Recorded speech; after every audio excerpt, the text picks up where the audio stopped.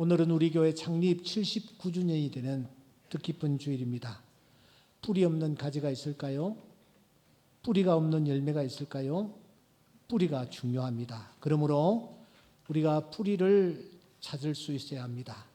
우리가 만일 뿌리를 제대로 찾으면 그 삶의 현장에 놀라운 일이 일어납니다. 여러분, 버락 오바마 대통령을 알고 있습니다. 미국 제44대 대통령입니다. 그런데 그는 참으로 기구한 운명의 소유자였습니다. 그는 아프리카 케냐 출신의 아버지를 두었습니다. 그런데 거기까지는 그래도 이해할 만합니다. 케냐 출신 아버지는 버락 오바마가 태어나자마자 집을 나가버립니다. 그래서 어머니는 다시 인도네시아 남성과 결혼을 합니다. 어린 버락 오바마는 어붓 아버지를 따라서 인도네시아에 가서 어린 시절을 보냅니다. 그러다가 외조부모가 살고 계시는 하와이로 이주를 하여서 그는 청소년기를 그렇게 보냅니다. 얼마나 편견이 심했을까요? 차별은 또 얼마나 심했을까요? 하지만 오바마가 경험했던 그 역경과 환경이 오히려 그를 강한 성품의 소유자로 만드는 것입니다. 그가 가슴 속에 미합중국 대통령이라는 꿈을 가졌습니다. 그리고 난 뒤에 그가 제일 먼저 한 일이 무엇인지 아십니까? 그것은 자신의 뿌리를 찾는 것이었습니다. 자신의 뿌리가 여기 미국이 아니라 저기 아프리카 케냐라는 사실을 알게 된 그는 흑인 아버지의 흔적을 찾아 나서는 것입니다. 그는 자신이 흑인 아버지를 두었다라는 사실을 부끄러워하지 않았습니다. 숨기지도 않았습니다. 오히려 그 뿌리를 찾아 나섭니다. 그리고 드디어 아프리카 케냐의 한 외진 곳에서 아버지의 무덤을 마주합니다. 그리고 그는 내 아버지로부터의 꿈, 이 꿈이라는 이 책을 통해 자신이 어떻게 뿌리를 찾았는지에 대하여 진솔하게 고백을 합니다. 제가 책을 열어보니까 700페이지가 넘는 두툼한 그런 책입니다. 그런 이 책 속에서 자신을 전혀 숨기지 않고 있는 그대로 그때의 상황을 설명합니다. 나는 무덤 바닥에 털썩 무릎을 꿇었다. 그리고 무덤을 덮고 있는 매끄러운 노란색 타일을 손으로 쓸었다. 오 아버지, 나는 울었다. 당신이 느꼈던 혼란 속에는 아무것도 부끄러울 게 없습니다. 당신의 아버지 앞에서 당신이 아무것도 부끄러울 게 없었듯이, 당신의 할아버지 앞에서 당신의 아버지가 아무것도 부끄러울 게 없었듯이 공포 그 자체는 부끄러움이 아닙니다. 공포가 만들어낸 침묵이 부끄러울 뿐입니다. 나는 오랫동안 무덤 앞에 앉아서 울었다. 얼마나 울었던지 눈물마저 말라버렸다.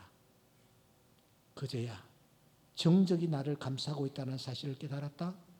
나는 싱긋 웃었다. 그래, 난 괜찮아. 자신의 그 출신에 대해서, 그리고 아픈 가족 사회에 대해서 그는 컴플렉스를 가지고 있었습니다.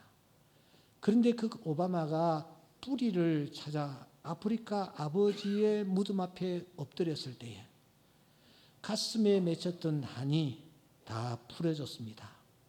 자신이 어디를 가야 하며 무엇을 해야 할지에 대한 방향까지 그는 제시를 받습니다. 그 결과 그는 대통령의 단성이 되었고 4년 임기 동안 금은 케네디라고 불릴 정도로 대통령으로서의 추앙을 지금 받고 있는 것입니다. 그래서 모세는 우리에게 이렇게 충고를 합니다. 옛날을 기억하라. 역대의 연대를 생각하라. 내 아버지에게 물어라. 그가 내게 설명할 것이요.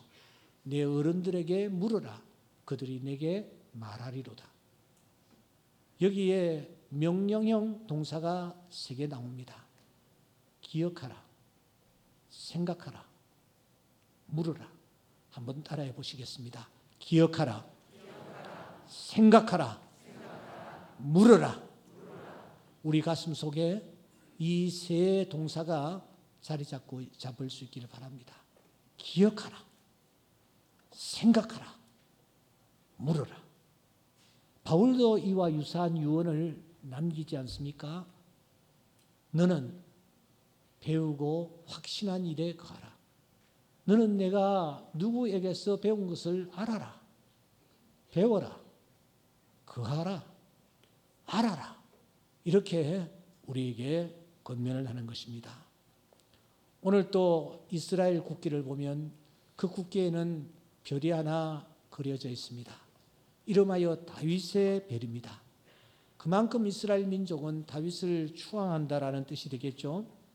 이 다윗이 이렇게 훌륭한 인물이 될 수 있었던 것은 자주 자신의 지난 날을 돌아보았기 때문입니다. 그는 이렇게 고백합니다. 내가 옛날을 기억하고 주의 모든 행하신 것을 읊조리며 주의 손이 행하는 일을 생각하고 주를 향하여 손을 펴고 내 영혼이 마른 땅같이 주를 사모하나이다.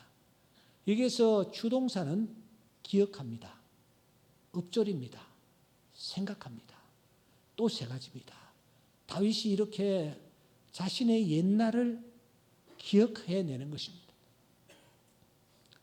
주의 모든 백성들에게 행하신 그 일들을 읊조리는 것입니다. 주의 손이 행하는 일들을 깊이 생각하는 것입니다.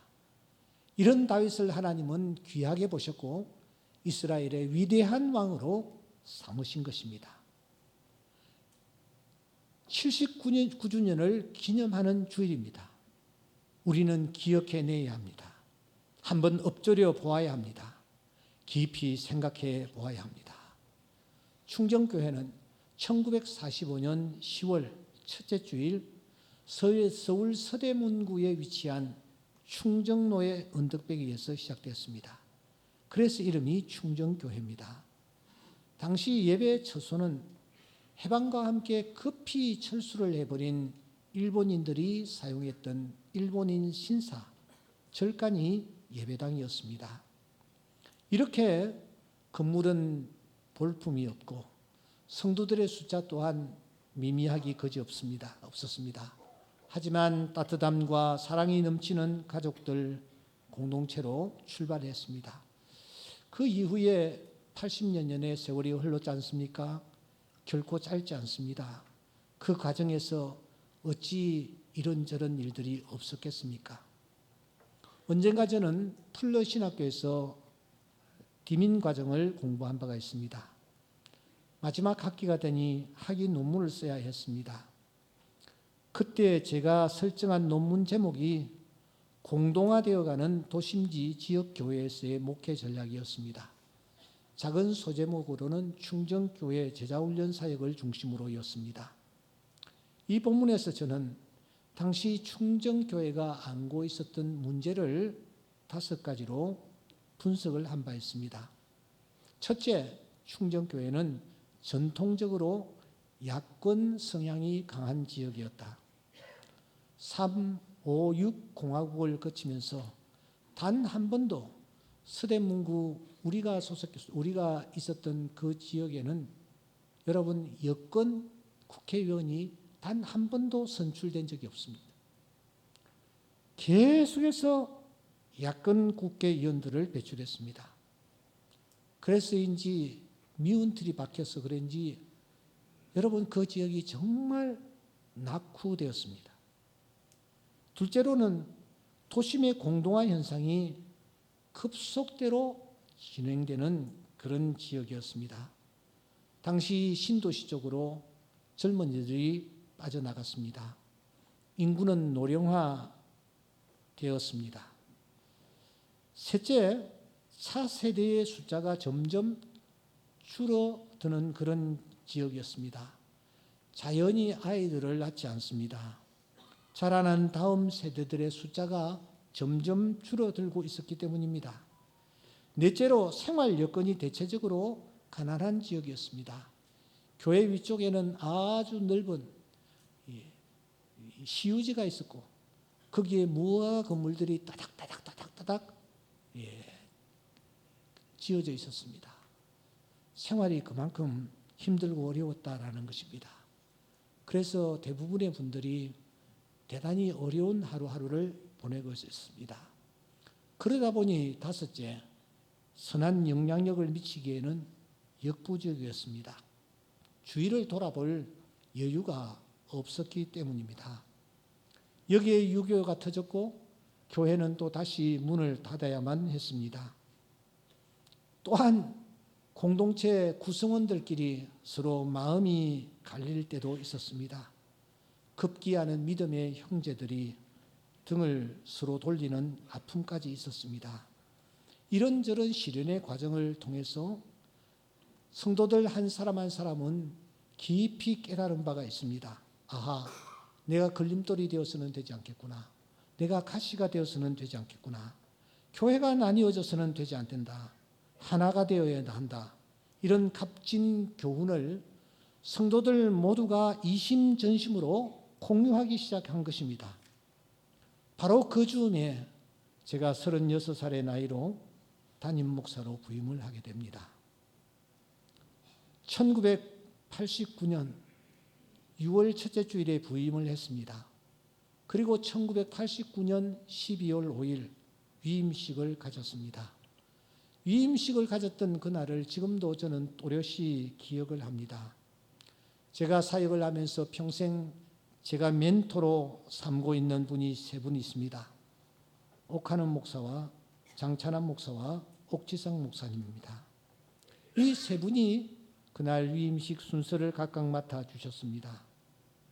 위임식을 앞두고 저는 그날 제가 해야 할 답사를 또박또박 준비했습니다. 그리고 시간이 되어서 마지막 답사 시간에 강대상에 섰습니다.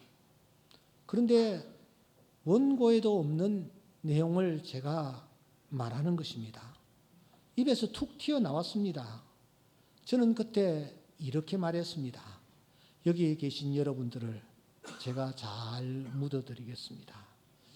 그리고 저 또한 여러분들과 함께 이곳에 묻힐 것입니다. 충정교회는 저의 몇 자리입니다. 왜 그런 말이 튀어나왔는지 알 길이 없습니다. 그런데 지금 생각해 보면은 그때 제가 교우들 앞에서 공적인 자리에서 약속을 했기에 마음이 흔들릴 때마다 그때 제가 했던 답사를 떠올리면서 마음을 추스릴 수 있었던 것은 사실입니다. 하나님께서 이런 우리 교회와 저를 긍휼히 여기셔서 하나님은 놀라운 은혜를 베푸십니다. 하나님께서 교회를 저 먼 충정로에서 이 미지의 세계 일산으로 교회를 완전히 옮길 수 있게 하셨습니다. 그리고 그 과정 속에서 하나님은 우리 충정교회에 홍해 기적의 역사를 일으키셨고 우리 충정교회에 만나와 메추라기 기적을 일으키셨고 우리 충정교회에 바위에서 샘이 터지는 이런 놀라운 은혜와 축복과 기적을 베풀어 주셨습니다. 여러분, 하나님이 어떤 은혜를 베풀어 주셨습니까? 제일 처음으로는 이 교회 부지 매입입니다. 지금 여러분들이 앉아 계시는 이 교회 부지는 저 강남의 부자였던 광림교회 김모 목사님의 소유였습니다. 그분이 이곳에 이 땅을 소유한 이유는 모르겠습니다만 이 땅을 팔 이유는 또 더더구나 없는 것입니다. 저는 또한 충정로에 있었기 때문에 일산 사정을 전혀 알 수 없는 처지, 이곳에 땅이 있는지, 이곳에 땅을 누가 가지고 있는지, 어떻게 해야 되는지 전혀 알 길이 없는, 정보가 없는 상황 속에서 하나님은 그 정보를 흘려주셨고 정보를 제가 흘려들은 지 나흘 만에 이 장소를 구입하게 된 것입니다. 진정으로 기적이 아닐 수가 없습니다. 두 번째로는 교회의 옛 건물 매각입니다. 충정로의 건물 말입니다. 여러분, 충정로의 그 건물 누가 사겠습니까? 뭘 하려 사겠습니까? 어떤 용도로 구입하려는 사람이 나타나겠습니까? 무허가 건물입니다. 지하로는 문산으로 가는 기차가 있어서 구멍이 뚫렸다라는 얘기도 들은 바 있습니다. 여러분, 그 건물을 사가지고 도대체 어디에 쓰겠습니까? 교회? 교회 개척을 왜 그런 곳에 와서 합니까? 도무지 팔릴 수 없는 그 교회가 팔렸습니다.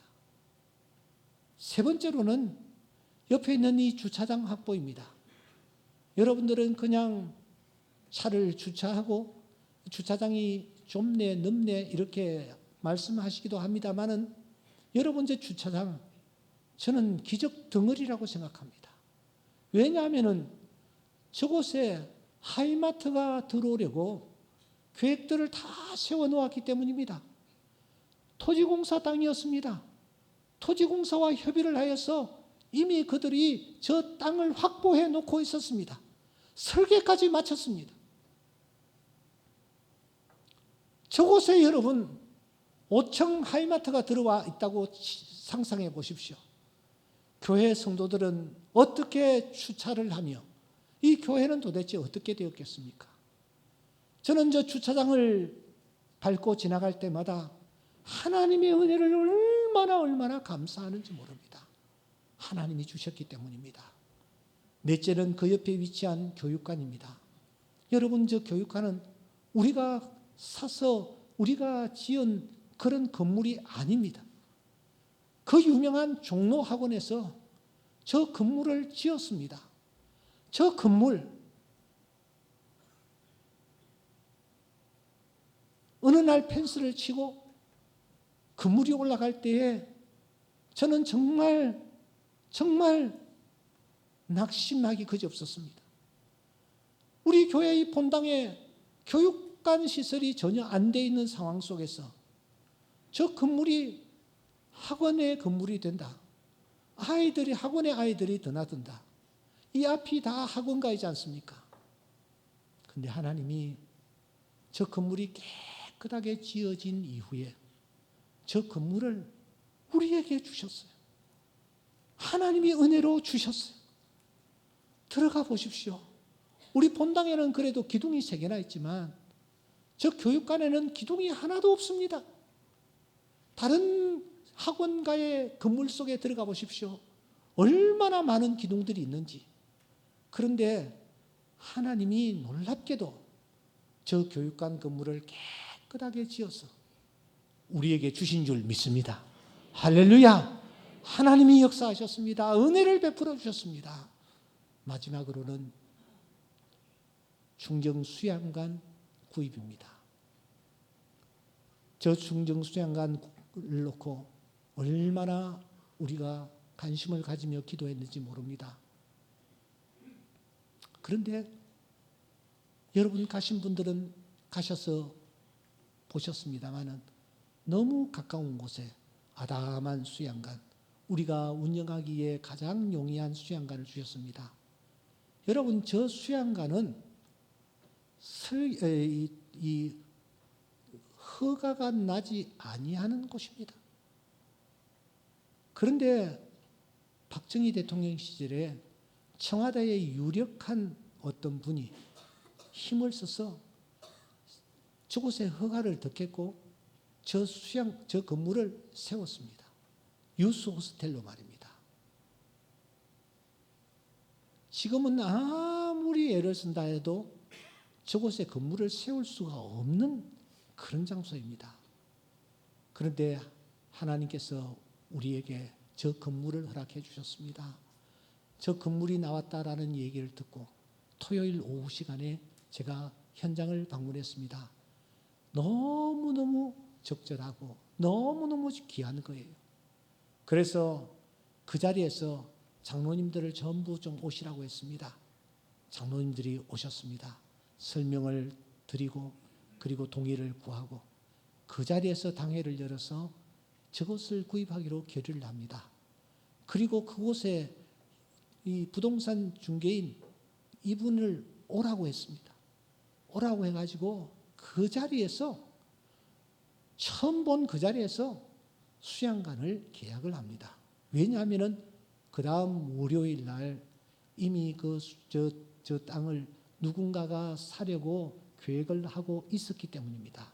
우리가 한 걸음 앞에 저 부지를 매입하여 오늘 우리가 저렇게 아름다운 수양관을 지금 활용하고 있는 것입니다. 어떻게 이런 일들이 가능할까요? 저는 기적이라고 생각합니다. 하나님의 은혜라고 생각합니다. 그런데 그러다 보니까 어느덧 세월이 흘러버렸습니다. 지나간 멤버들도 거의 다 바뀌었습니다. 특별히 권사님들, 교회를 위하여 충성하시던 권사님들 한 분 한 분 다 돌아가십니다. 이제 몇 분 남지 않았습니다. 잠시 후면은 그래서 이 교회가 어떻게 출발했으며 어떤 과정을 밟았는지조차 알지 못하는 세대가 이 교회의 주축이 될 것입니다. 옛날을 기억하라고 했는데 옛날을 기억하지 아니할 것입니다. 그래서 안타까운 마음을 제가 가지고 있던 중에 대만의 뉴 라이프 처치의 구목사님을 만났습니다. 우리 교회와 자매 결연을 맺고 있는 그 교회 목사님 말입니다. 그 목사님이 우리 교회 오셔서 몇 번 설교를 하신 적도 있습니다. 그 목사님이 그날 저에게 이런 제안을 해 오셨습니다. 1991년 9월에 충정교회와 대만의 이 교회가 자매 결연 관계를 맺었는데 참 뜻깊은 일이라고 생각합니다. 그 이후에 충정교회는 교회를 또 충정로에서 일산으로 옮기고 우리 뉴 라이프 처치 이 교회도 저 지방에서 타이페이 중심가로 옮겼습니다.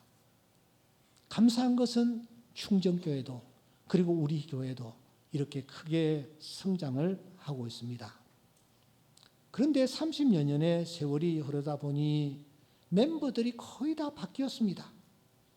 이제 목사님과 저도 얼마 있지 아니하여 이선으로 물러나게 되는데 그 전에 꼭 이 두 교회가 아름다운 자매 결연 관계를 가지고 있다라는 것을 온 성도들에게 좀 광고를 다시 했으면 좋겠습니다. 그러니 목사님께서 꼭 대만을 좀 방문을 해서 메시지를 전해주시고 오실 때 혼자만 오지 말고 교회 장로님들과 함께 오시면 좋겠다라는 간곡한 부탁이었습니다. 그 말씀을 들은 저는 그 말씀에 전적으로 동의를 하면서 언제 한번 짬을 내어서 우리 장로님들과 함께 대만 교회를 방문하여 자매 결연 관계를 재확인할 예정으로 있습니다. 여러분, 이 대만의 뉴 라이프 처치는 우리가 정말 본받아야 할 부분들이 참 많고 도전받아야 될 부분이 참 많습니다. 잠깐 제가 영상을 한번 보여드리겠습니다.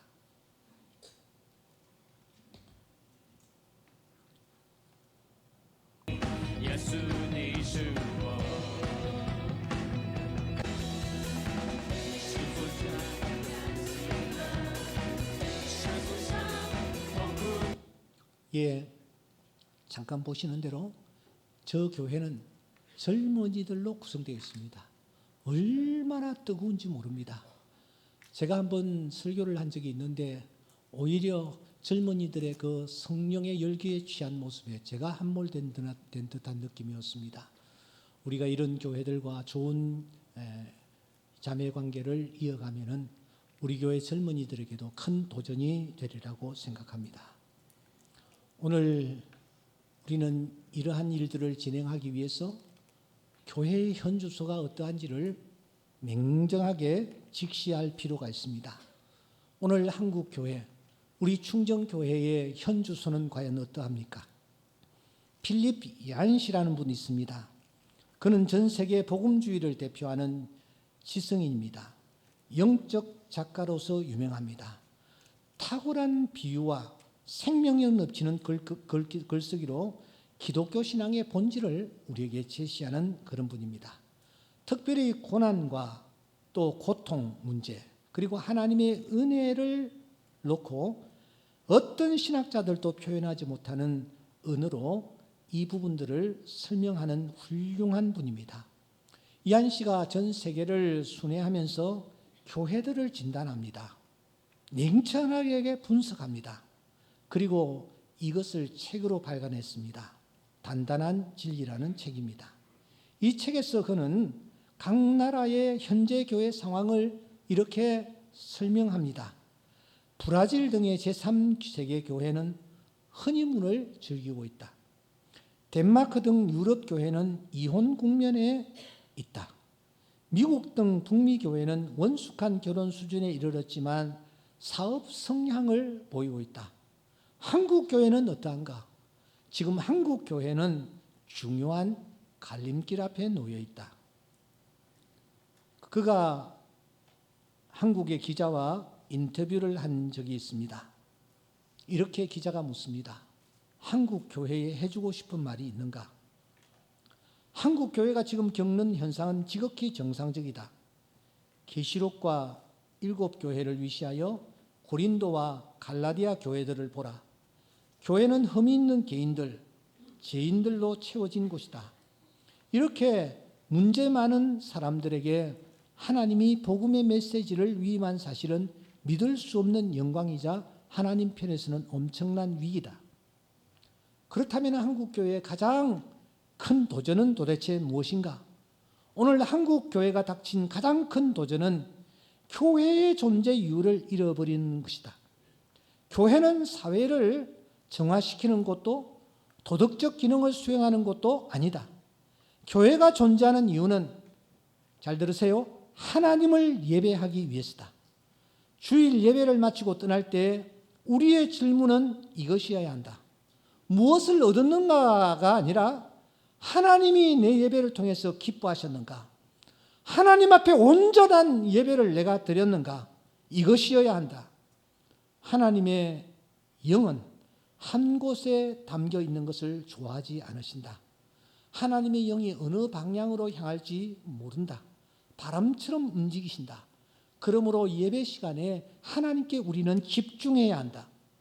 그러면서 필립 얀시는 한국 교회가 대단히 중요한 갈림길에 서 있다라고 말하면서 교회는 이런 곳이 되어야 한다라고 설파합니다. 첫째, 교회는 운전면허 접수처이어야 한다. 면허 접수처는 각양각색의 사람이 다 모이는 곳이기 때문이다. 두 번째, 교회는 응급실이어야 한다. 각양상천한 자들이 찾는 곳이기 때문이다. 셋째, 교회는 지하철이어야 한다. 높고 낮은 자가 다 함께 이용하는 곳이 지하철이 아닌가. 교회는 가족이어야 한다. 밉든 싫든 사랑의 관계를 유지하는 곳이 가족이지 않는가. 마지막, 교회는 선수 탈의실이어야 한다. 그곳에는 환호와 감사와 위로와 격려가 있다. 바로 이 선수 탈의실과 같은 곳이 교회이어야 한다. 제가 이 글귀를 대하면서 도전을 받았습니다.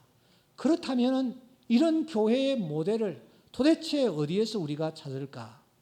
성경을 찾았습니다. 살폈습니다.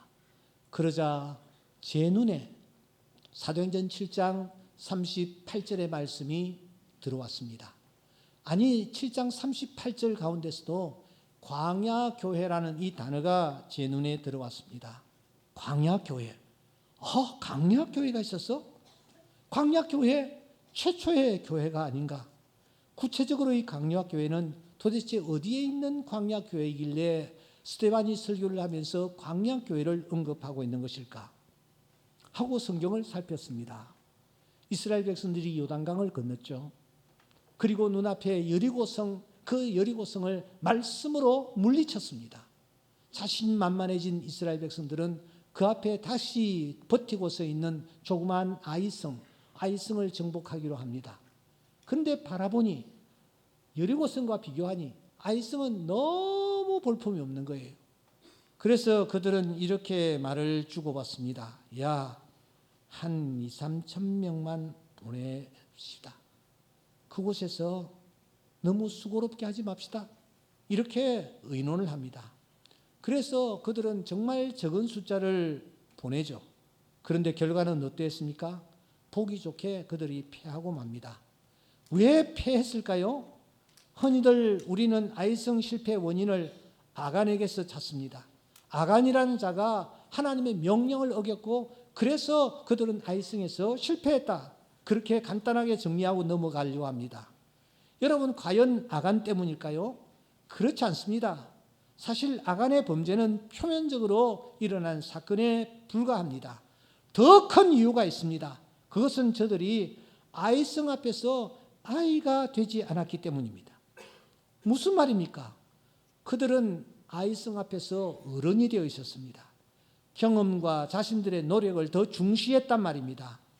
그래서 그들은 하나님을 의지하지 않았습니다. 자기의 뜻대로 나아갔습니다. 그 결과 아이성에서 그들은 낭패를 본 것입니다. 만일 저들이 아이성 앞에서 아이처럼 겸손하게 하나님을 의지하고 하나님 앞에 엎드렸다면 저들은 분명히 아간의 죄악을 알았을 것이요, 그리고 그 문제를 해결하고 나아갔더라면 이 같은 패배를 맛보지 아니했을 것입니다. 여기까지가 여호수아 7장입니다. 오늘 우리가 여호수아서 8장을 읽었습니다.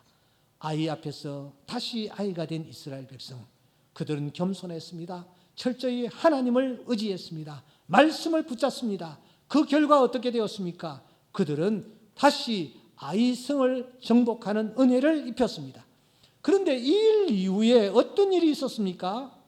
여호수아가 어떤 일을 진행합니까? 아이성을 정복한 이스라엘, 그리고 여호수아 갑자기 방향을 휙 틀어 저 북쪽으로 나아갑니다. 40km나 먼 그리심산과 에발산 쪽으로 나아가는 것입니다. 여러분, 왜 여호수아가 갑자기 전쟁을 하다가 전쟁을 스탑하고서는 저 북쪽으로 올라가는 것일까요? 지난날 하나님께서 말씀하셨습니다. 신명기서 11장 29절에 보시면 너는 그리심산에서 축복하고 에발산에서 저주를 선포하라. 하나님이 모세에게 이 말씀을 하셨는데 모세는 지금 가나안 땅에 들어갈 수 없는 처지가 된 거예요. 요단강을 밟을 수 없는 처지가 되어버린 거예요. 그래서 여호수아는 죽기 전에 하나님의 말씀을 여호수아에게 전달합니다. 그 말씀이 신명기서 27장 11절 이하의 말씀입니다. 너희가 요단을 건넌 후에 어느 지파는 그리심산에 서고 어느 지파는 에발산에 서라고 말하는 것입니다. 여호수아는 모세가 죽으면서 남긴 이 말씀을 가슴에 깊이 새깁니다. 그리고 그는 여리고성을 정복하고 아이성을 정복하고 그리고 하나님의 말씀에 순종하기 위하여 그가 저 북쪽으로 올라가는 것입니다. 세겜 주변에 있는 이 두 산, 그리심산과 에발산은 크기도 한 900m 비슷합니다. 그런데 완연히 분위기는 다릅니다. 한쪽은 우르르창창하고 새들이 깃들고 이스라엘에서 가장 아름다운 산으로 그리심산이었고, 한쪽은 아주 메마른 땅, 악산, 돌멩이들이 가득한 그런 산, 풀포기들이 제대로 자랄 수 없는 산, 바로 그 산이 에발산이었습니다. 그런데 사랑하는 여러분, 하나님 앞에 충성하고 하나님 뜻대로 살아가면 에발산처럼 복을 받는다 하는 뜻을 분명히 담고 있습니다. 하나님의 말씀에 불순종하면 그러한 사람들은 에발산과 같은 처지가 된다라는 뜻을 분명히 담고 있습니다. 그런데 하나님께서 무엇이라고 명하십니까? 8장 30절에 보시면 여호수아가 이스라엘 하나님 여호와를 위하여 에발산에 제단을 쌓고 있습니다. 왜 여호수아가 에발산에다가 지금 제단을 쌓는 것일까요? 하나님이 신명기서 27장 4절에 말씀하셨기 때문입니다. 에발산에 돌들을 세우라. 그 위에 석회를 바르라. 하나님이 에발산에다가 하나님을 섬기는 제단을 만들고 석회로 그 제단이 무너지지 않도록 하라는 것입니다. 사랑하는 여러분, 여기에 깊은 뜻이 있습니다. 시간 관계상 제가 간단하게 정리를 하고 마무리하겠습니다. 끝으로 볼 때에 그리심산이 대단한 산입니다. 우를 창창한 나무들이 있는 산입니다. 하나님을 경외하는 자는 이같이 복을 받을 것이라는 말씀이 떠오를 정도의 산이 그리심산입니다. 에발산은 그 반대의 산입니다. 그런데 하나님이 에발산에 제단을 쌓으러 가십니다. 에발산에서 하나님 앞에 제사를 드릴 때에 하나님께서 그 제사를 기쁘게 받으시겠다라는 것입니다. 이것은 영적으로 깊은 의미를 가지고 있습니다. 우리가 지금 비록 힘들고 어렵고 민둥산과 같은 존재일지라도 하나님의 말씀을 붙잡고 나아갈 때에 우리가 에발산에서 그리심산과 같은 그런 큰 축복을 받게 된다라는 것입니다. 사랑하는 성도 여러분, 어떻게 하면 이 축복을 받게 됩니까? 여호수아가 했던 것 세 가지가 있습니다. 첫째는 무엇입니까? 하나님의 말씀에 순종할 때에 순종하는 자에게 하나님께서 그리심산이 될 수 있는 은혜와 축복을 주신다라는 것입니다. 우리 충정재단이 이렇게 하나님의 말씀에 순종하는 그런 귀한 교회가 될 수 있기를 주의 이름으로 축원합니다. 두 번째로 이 하나님의 말씀이 변질되지 않는 그런 곳이 에발산이요. 그러한 교회를 하나님이 축복하신다라는 것입니다. 하나님의 말씀이 변질되지 아니하고 말씀이 그대로 전파되는 그런 교회를 하나님이 축복해 주시겠다라는 약속입니다. 우리 충정교회가 이런 교회가 될 수 있기를 주의 이름으로 축원합니다. 세 번째 중요한 것이 있습니다. 하나님의 말씀 안에서 하나가 되는 교회입니다. 하나님은 우리 모두가 주 안에서 하나가 되기를 원하십니다. 밀어주고 끌어줄 때에 하나가 될 때에 하나가 되는 그곳에 주의 역사가 나타나는 줄 믿습니다. 주님께서 그래서 말씀하십니다. 저들로 하나가 되게 하여 주시옵소서. 하나님 삼위 하나님이 하나인 것처럼 우리 모두가 하나가 되게 하여 주시옵소서. 하나님의 간절한 소원은 우리 모두가 하나가 되는 것입니다. 지금까지도 은혜 가운데 하나가 되어서 주님의 교회를 섬겨왔습니다. 주 안에서 우리 모두가 하나가 되는 은혜가 있기를 주의 이름으로 축원합니다. 세 가지입니다. 어떤 교회요? 뭐요? 말씀에 순종하는 교회. 둘째는 뭐요? 말씀이 변질되지 아니하는 교회. 셋째는 뭐요? 하나가 되는 교회. 하나님 안에서 하나가 되는 교회를 우리가 이룩해 나갈 때에 이러한 교회를 에발 교회라고 부르며 하나님께서 지난날의 모든 상처와 지난날의 모든 걸음들을 다 잊어버리시고 우리로 하여금 새로운 축복을 받는 그런 아름다운 공동체가 되게 하여 주실 줄 믿습니다. 우리 충정교회가 이런 교회가 되기를 주의 이름으로 축원합니다.